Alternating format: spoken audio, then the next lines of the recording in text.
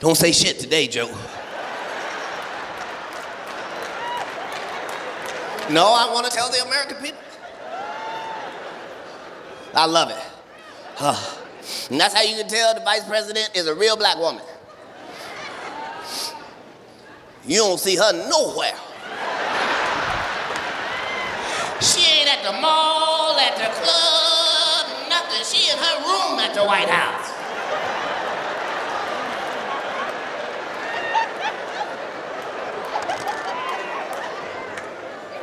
Too much shit going on. Too much shit. It all come down to the lie and the truth. Just gotta deal with it. Them motherfuckers don't want to tell us the truth about shit. Nothing. You notice they don't even talk about the war on drugs no more? You think that's because there ain't no more war? Or there ain't no more drugs?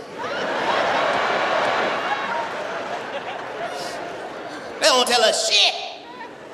They don't talk about drugs no more. Because for the first time in history, black people ain't making none of the drugs. Look at white people. What?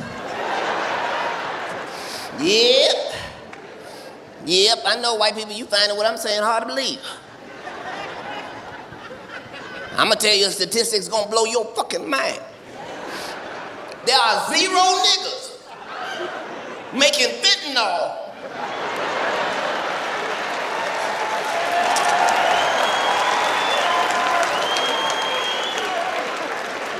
Look at white people. What? Yep. You better believe it, white people. We would notice if niggas was dropping dead for nothing. I looked up fentanyl. That shit is beyond dangerous. I said, what you gotta do to die? They said, touch it. And that's when I knew niggas ain't involved in this. We like to touch everything we buy. We would notice niggas dying at the purchase. His last words was, this must be it. Yep. It's a crazy world out there now. They don't want to talk to you about the drugs. They ain't talking about the opioid crisis. And it's fucking up everybody's community. Everybody got a favorite pill. Everybody got a go-to for when time get rough. It's a whole opioid crisis. They ain't even talking about it. You know why? Because ain't nobody going to fuck to jail. Ain't no houses getting raided. Ain't nobody being looked into. You know why? Because the dealer is your doctor.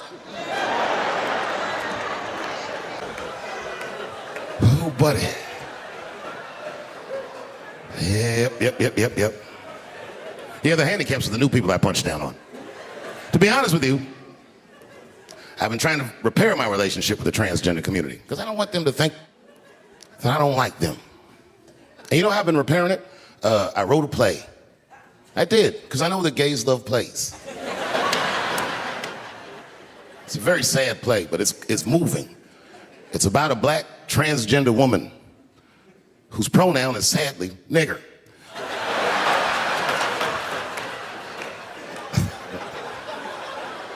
It's a tearjerker. At the end of the play, she dies of loneliness because white liberals don't know how to speak to her. Sad. Speaking of nigger, I've also been working on a book, and this is true. I'm rewriting the American classic, Huckleberry Finn, from Nigger Jim's perspective. It's called The Adventures of Nigger Jim.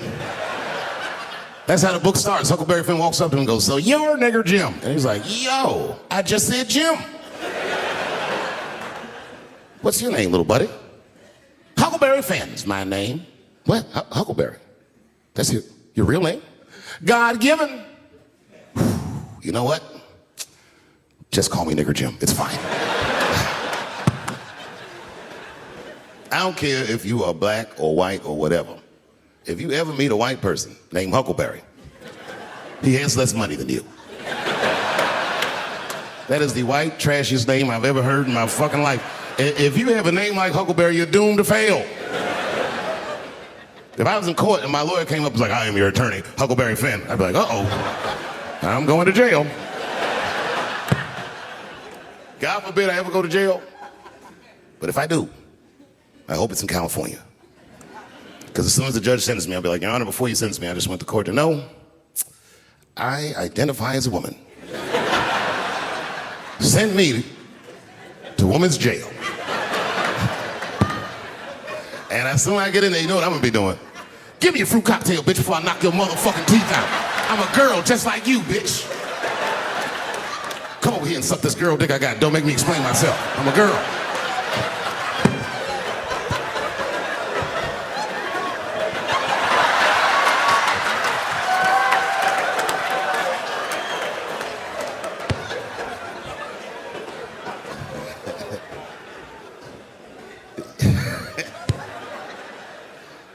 You know, I have a great reputation in show business, but in comedy, I'm what's known as a lazy comedian, which is crazy because I work all the time, but that's not why they call me lazy. They call me lazy because I do shows sometimes, 20,000 people be in the crowd, and I'll tell a joke, and they'll all look at me like I'm crazy, but 3 or 4 people will laugh really hard, and I'll be on stage like, yeah, that's good enough.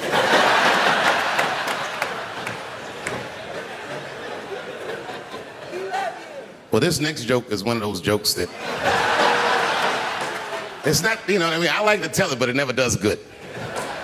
But I'm gonna do it. You know why it doesn't do good? I'm not good at impressions, but this is an impression. You ready? Okay. This is not gonna work. All right, this is my impression. This is my impression of the dead people on the Titanic. You didn't let me finish.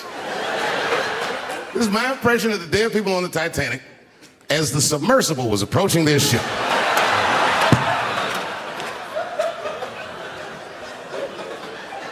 That's good enough. All right, here it goes.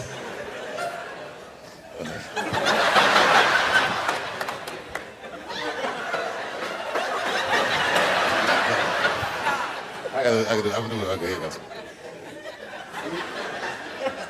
Come, join us in our watery grave.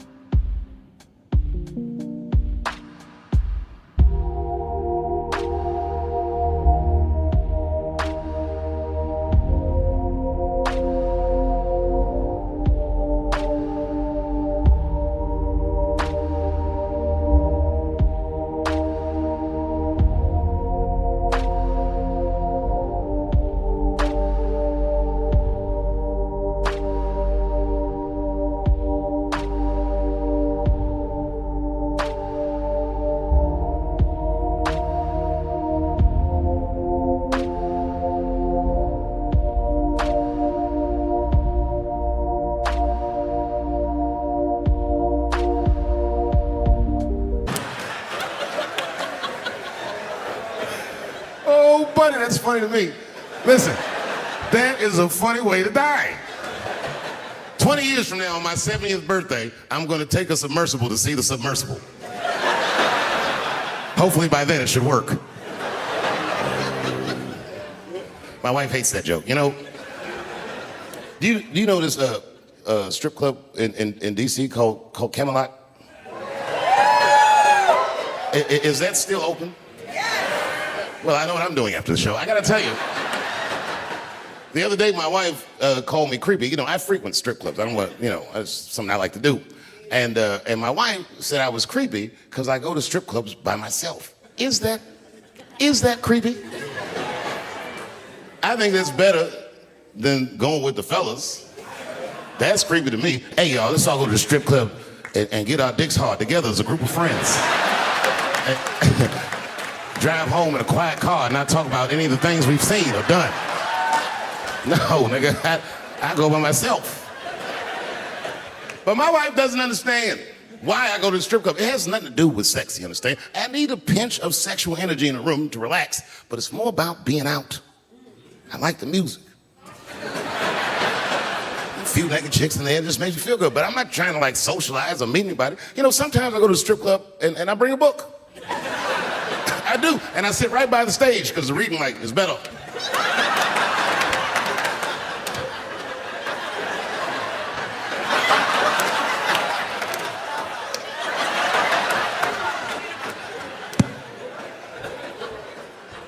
One time I went to a strip club, and this is weird. I don't know why. The stripper, for some reason, told me her real name. I know, so I left. She didn't understand. She was like, "Where are you going?" I was like, "Good night, Deborah."